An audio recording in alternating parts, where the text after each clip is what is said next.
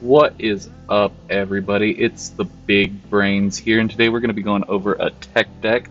We're not just doing blue-white control, we're doing Days Undoing blue-white control. This one has slowly become a personal favorite of mine because of just how mean it can really be. The objective, it's control. I get to play the game and you don't. That's all control is. I have fun and you watch me have fun. I like to go to turns while you like to try and win the game. I wait late game to do whatever it is I want to do, depending on what kind of control deck you're doing. We've got our manlands, we've got Hall of the Storm Giants, we've got Celestial Colonnade. You know, you can do in with your creatures. Snapcaster, always a classic, followed up by Vendilion Click, and it just so happens a few of those spells are in this deck. The first part of this deck is the combo that we run in here. Some would call it synergy because of how the cards work together, but really it's a combo. It sounds cooler. So our combo is Days Undoing, which lets each player shuffle his or her hand and graveyard in the library, and you draw 7, each of you and your opponent. And if it's your turn, it's done. You end your turn.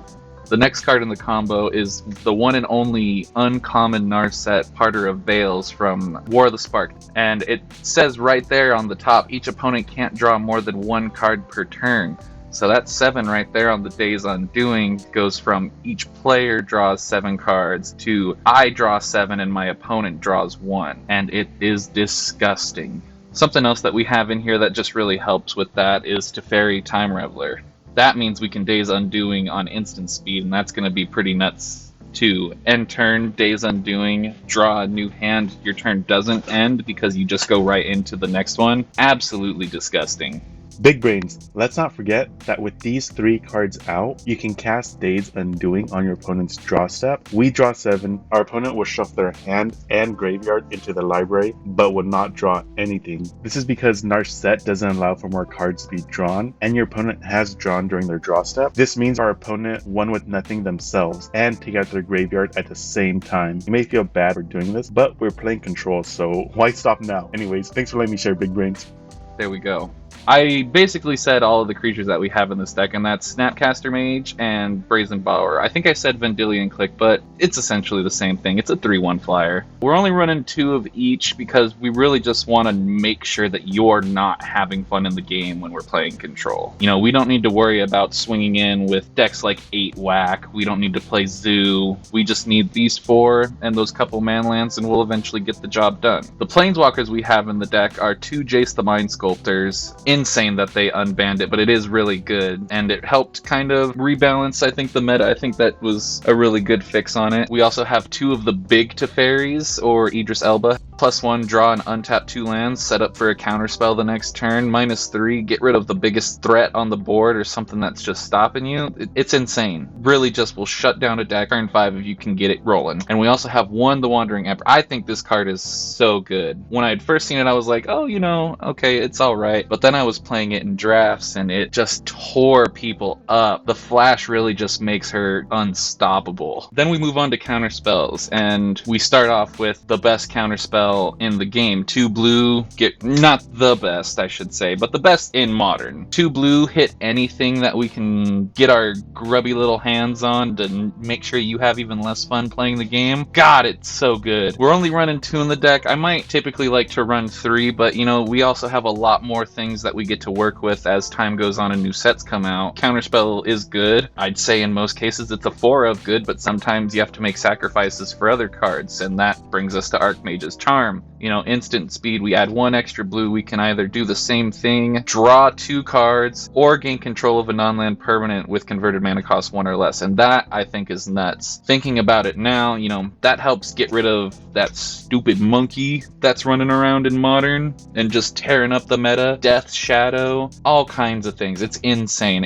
In my opinion, I think it's a very underrated blue instant spell. Next one, personal least favorite card of mine, Force of Negation. Wizards really just doesn't want to bring Force of Will into the game, which is understandable. In Force of Negation, we have a target non-creature spell. Really not going to do anything much against your 8 Whacks and Zoos, but you know, there's your odds and ends kinds of decks that this will definitely work up against, or that one spell that you know your opponent's holding on to that really just, let's say they want to board wipe on the off chance that you have both of your Snapcasters and Brazen Borrowers out? Nope. I think, in my opinion, the second best blue instant speed spell in Modern, Cryptic Command. Choosing 2 to counter, return a permanent, tap all of your opponent's creatures or draw a card. It's insane. I used to play this card in a 4-color Bring to Light Titan Shift deck. Even in a deck like that where it was more focused on trying to do something else, it stopped so many things to help me set up for the next turn to win. It truly is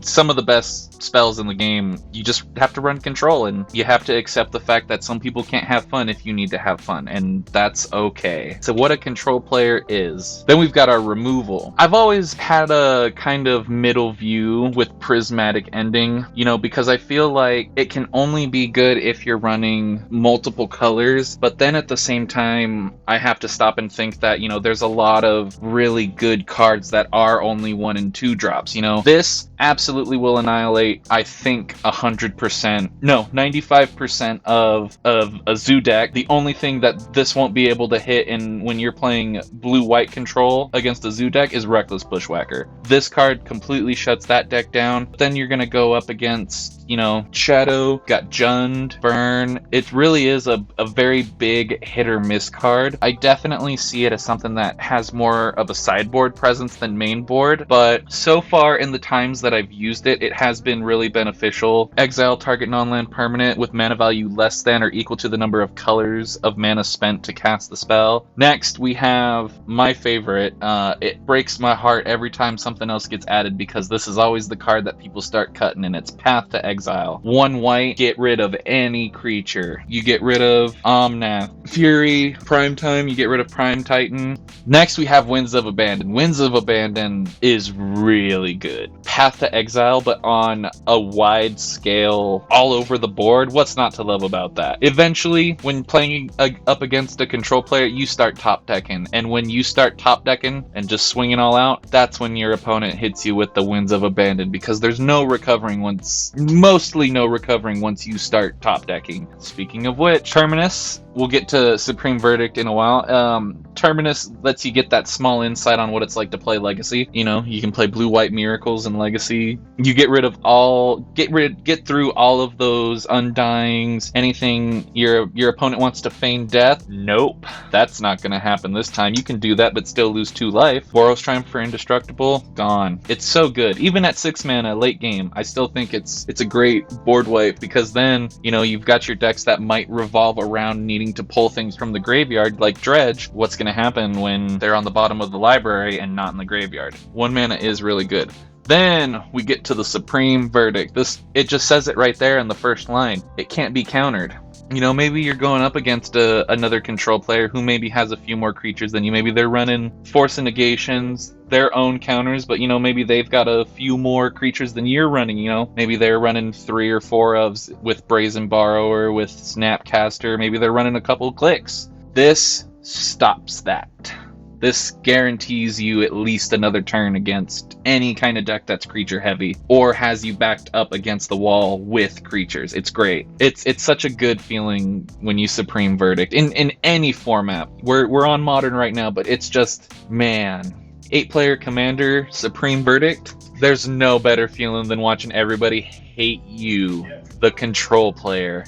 Then we're running into our other spells. We've got a few interesting ones. We've got Fire and Ice. Ice, I think, is definitely the better choice here of these two. Tap something down that really saves you in those moments of, like I said, on that off chance you're playing something really big, Death Shadow, you Regent, but something like Death Shadow, it's like, okay, I'm gonna lose a bunch of life. I'm like, okay, at combat, you may have lost that life, but you're not gonna make me lose it, and I draw a card. Tap and draw for 2 at instant speed is kind of really good, and it kind of doesn't have that business being that good. Another thing that Ice is really good at is turn 2, it says tap target permanent, not non-land, not creature permanent. Turn 2, untap upkeep. I'm going to tap down your only land that you've played this turn and stop you from doing something crazy. Turn 2 there's a lot of things that can happen turn 2. You can dash the monkey, get a treasure token, go off and start winning. This stops that and gives you a little bit of breathing room and lets you know what you're going up against and what actually you're going to stop for those later games. With Fire 2, I do know we run 2 red sources, which makes what I said about Prismatic Ending a little bit better, but even then, I still am very wishy-washy on the card. But, 2 damage, you get a Twin Bolt right here. It's really good. Monkey's gone, and 1 damage is out of the way. Then Memory Deluge. This card puts in work no matter where you're at. Draft, Commander, it's disgusting, and Modern is no exception. Top X, where X is the amount of mana to cast that spell, so it's either 4 or 7, and then you take 2 of them and put them into your hand. That is so great. Basically, as if you were going to Days Undoing, but then pick the 2 best things to add them to the hand you just Days Undoing. It's so good. And exactly, and then you can flash it back and look at the top 7 instead of the top 4.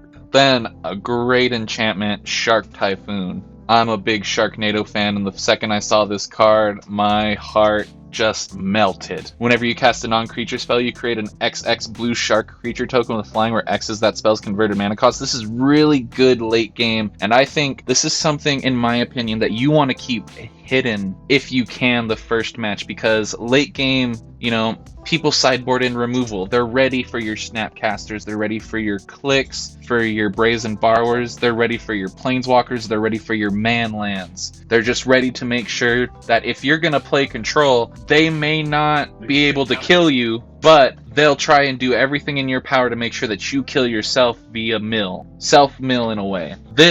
If you can keep this hidden from your opponents and drop that down, their whole game plan changes. Suddenly, you Memory Deluge off of a Shark Typhoon, they have to deal with a 4/4 instead of a 2/1 or a 3/1. What are you going to kill first? The biggest damage or the smallest damage? This thing is so good. And then cycling it to draw a card and making just a blue shark, to whatever you pay. It's really good early game if you need to get a blocker. And that monkey is only a 2/1. Turn 3, you can at least throw a 1/1 out there to kill the monkey and exactly, and replace it. And in my books, getting rid of the monkey in any way you can is a win. Now we've got our color fixing in our Fetchlands. So we've got the classic, just 1 Scalding Tarn. We've got 4 Flooded Strands and 1 Polluted Delta. It's blue-white, so why are we going to run multiples of Scalding Tarns and Polluted Deltas? We can only fix so many of our lands. We'll get to it later. We only run 7 basics, but we do have our shocks, of course, so this really helps with getting that fixing out of the way. Really, these 3 fetches right here showcase, in my opinion, 3 of the best tricolor decks. We've got Grixis in red, blue, and black. We've got Esper in blue, white, and black. And then we have Jeskai in red, white, and blue.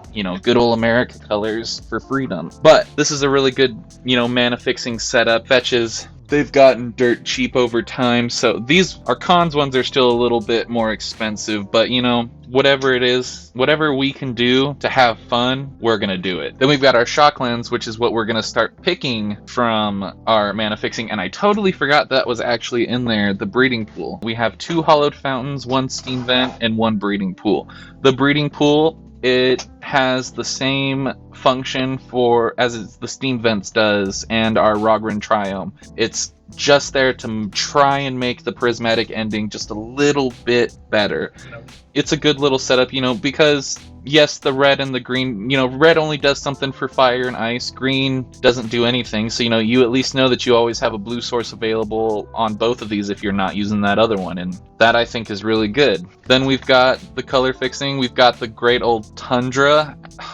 Wait a second, this isn't Legacy. We've got the next best thing, Prairie Stream. Enters the battlefield tapped unless you control 2 or more basic lands.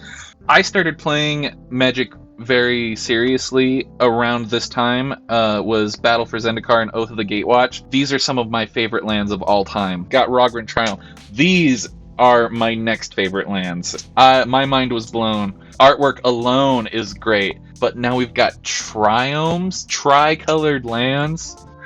Let's go back real quick. That makes our fetches so much better. Flooded Strand could only hit an island or a plains. Yeah, it can hit anything. You could hit only a few options with these, but with our Triomes, and now with the most recent Triomes that came out in Capenna, disgusting. Just great mana fixing. And then cycling, don't even get me started on cycling. 3 and discard, for whatever reason, if you want to be absolutely crazy and try and rebuild Hollowed One, I guess you could put these in there. Then we've got our utility lands. Utility lands have a couple other names. Some of them are man lands, but then we've got our ones that are a little bit different. We're going to start with the man lands. Our 2 man lands that we run in this are Celestial Colonnade and Hall of the Storm Giants. Now, Celestial Colonnade is a great one in my opinion. We only run 1 in the deck right now. We used to run like 2 or 3, and I still think 2 would be pretty okay because 1, it fixes your deck for mana. 2, I think one of the hardest things that people have to deal with in Magic, it's so unexpected, is a flyer. So many things have flying, and people don't run all of those things. Like Regent's so good because it flies. Birds is so good because it flies. Flying puts combat in your favor. Just Menace does the same thing. Our next one, a favorite of mine, I run this in pretty much every blue brawl deck that I play on Arena when I play Hall of the Storm Giants. We've got the fast land checks that if you control 2 or more lands, it enters the battlefield tapped, which I think is really good because getting this out late game or early game is nice because then you don't have to worry about it later. If it's late game, it's no problem. You're already probably controlling your opponent into oblivion that you can give it a turn. 6, it becomes a 7/7 with Ward 3. Ward is one of the craziest mechanics I think the game has offered lately. Almost hexproof. Who wants to pay 3 for... I know it's not used anymore, but who wants to pay 3 for a Hero's Downfall and then immediately have to pay another 3? 6 for Hero's Downfall? Gross. Path is a 1 mana instant removal. Who wants to pay 4 for Path at that point? That's just play a different color and play a different removal at that point. Now we've got more of our utility lands. Utility lands, something that it just does that's a little bit extra, that might give you some value, like Castle Vantress right here. We've also got Field of Ruin, Castle Vantress, 2 blue and 2 colorless to scry 2. That's really good when it's late game. You on the off chance that you've still got lands in your deck and you need to figure out a way to get through all those lands. You're gonna pay 4 at the end of your opponent's turn, scry 2, and start filtering. It's a great way to filter, just like how Jace is a great way to filter. It's great. Field of Ruin, that's also a very great utility land to stop your opponent. Almost, I think every deck plays at least 1 Field of Ruin because there's just something that might need to be stopped. In our case, if somebody's playing Field of Ruin against us, they're going for our 2 right here, our Colonnade and our Storm Giants, because that's gonna suck if your only 4/4 flyer is gone. This has our Colonnade has the ability to be safe at the start of the next turn because it's no longer a creature. Same for Hall of the Storm Giant. But no matter what, it's always susceptible to Field of Ruin, and Field of Ruin is a very good land. I think it really helped kind of slow a lot of decks down, because then turn 1 fetch, get a shock, then they Field of Ruin it. You have to pick what you think you need more, and I think that's just a great thing to really help make your opponents think and have to maybe try and change up their game plans, because it's just so good. Then we got our basic lands. We run 4 islands and 3 plains. 2 of the best 3 control colors right there. All we need is a swamp, and then we've got Esper, and don't even get me started on Esper. These are some very good arts. The plains is up there in my top 5. It's really good. The island, I think there are some better ones, but this one is really good. They're just full arts are just always so beautiful. Now we move on to the sideboard. This is where it gets a little bit interesting. We have 2 surgical extractions. Great card. There's been times where it's dropped down in price because nobody wants to play it, and I've never understood why, because it's always good. It can stop so many decks. It's just so good, Then we've got 1 Aether Gust. Aether Gust is a very good, solid removal because it's a red or green permanent that you get rid of. And almost 80% of the decks have red or green in them. And it's insane how much those 2 colors are used together. And that's why it's so good, because more times than not, that is going to hit somebody. And speaking of removing for specific spells, we move on to Celestial Purge. That is exiling a red or black permanent, which is also really good. Aether Gust, it can get rid of Monkey for a turn. It can get rid of Goyf for a turn.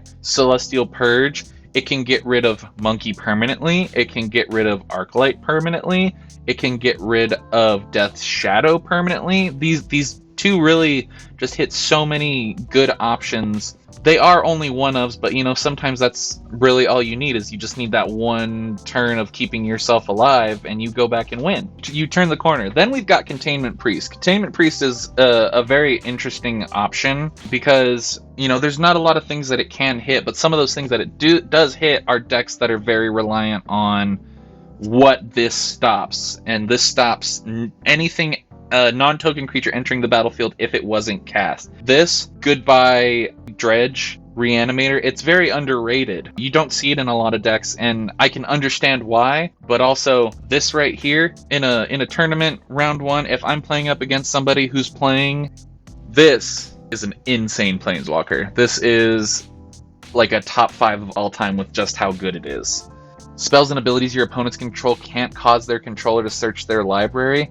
That's already disgusting. It stops Fetchlands, and then exiling their graveyard. That's going to stop a lot of decks too, because even if you're not playing a Reanimator type deck, there's still a lot of decks that revolve around something with graveyard hate and searching. It's really good. There's just a lot of things that it can stop. Ashiok is just all around an insane Planeswalker and always has been. He definitely has crazy abilities for an uncommon. It's insane. Then we run 2 Blood Moons. This can the Blood Moon, it hurts our opponents. Everybody's running greedy mana bases. There's so many shocks, all the triomes. There's so many duels now that people run, and this just says no. This really helps because this shuts down a lot of people's decks. This allows us to, we have enough basics. We have our 7 there. We can do a lot with 7 mana, especially if it's blue. This, makes all non-land basics mountains. That is going to help if maybe we need to Prismatic Ending something or cast fire on our Ice and Fire. It's really good. I think Blood Moon has definitely gone down in not value, but like necessity of needing to run in a sideboard. But yeah, it's not as needed anymore, but when it is played, it always just reminds you of how good Blood Moon actually is. Then we've got another Force of Negation. Sometimes somebody's running just a few more instants and sorceries than you expected, or enchantments. Maybe they want to Blood Moon you. I mean, that's okay, but where's the fun in that? Don't let them play anything. No Planeswalkers, nothing. We have fun. Then we've got Mystic Dispute. This is Mystic Dispute is, I think, a very on the fence counter. It is really good. Costs 2 less to cast if your target's a blue spell. Then the last little bit of our sideboard here, we've got Timely Reinforcements. Very good. We've been playing Magic for a long time. We don't get all with the new hip cards. Timely Reinforcements is where it's at. Gain 6 life if you're less life than your opponent, which if you're going against the monkey is going to be the case once you have 3 white mana. Then fewer creatures, also the case with the monkey, because you're not going to drop down a turn 2 or turn 3 Brazen Borrower or turn 2 Snapcaster. So getting 3 1/1s, that's 3 different monkeys that you can deal with. Wear and Tear. Another reason to play red, and typically, if you would have asked me like 2 or 3 years ago, I probably would have said run more Wear and Tears, because back then there were just a lot of decks that revolved around the 2 things that it targets. Wear would hit Hollowed one, Lantern Control, that's always a good one. Then you've got Tear, Urza Saga, goodbye Ethereal Armor. On Bogles, goodbye Daybreak Coronet. This card right here has so many different options to hit. And then don't even get me started on being able to fuse it and do both. This, I think, has always been a great removal spell, and I think it will always be a great removal spell. I would agree. I would say it's probably one of the best, if not the best fuse spell. Even if crazier things come out, to where you need to cut cards, I'd very much rather get rid of that second Supreme Verdict that you guys see right there before I get rid of Wear and Tear, because sometimes an artifact or an enchantment is what's stopping you. Like it's an instant classic in the Big Brains book. Like I said, we've got our second Supreme Verdict. This is always good because if you're playing control, you can never have too many board wipes. There are good ones out there, but nothing like Supreme Verdict. one that we have is Fracturing Gust. This is for those if you're playing a deck that is more enchantment or artifact heavy, like your Bogles or like your Lantern Control Affinity. I play Affinity, and I'm actually absolutely peeing my pants looking at this, knowing somebody could just get rid of literally everything except Darksteel Forges, or no, Darksteel Citadels, and then they gain 2 life. It's disgusting. It's so gross. So this is the deck list as a whole, so that way you can see everything together. Then we've got our sideboard, like I just finished showing you guys. It's really good. It's a very solid sideboard and can answer a lot of decks. And some of those cards, I feel like you could say, oh, what does that answer? But if you really sit down and just look, all of these cards has an answer. It can stop something, or it can make something better. I mean, that's all I got for you guys today. I hope you guys enjoyed this deck tech on Blue-White Days Undoing Control. This is the biggest of Brainz, and I'll see you guys next time. Until next time. Oh, stay dank until next time. Until next time, stay dank.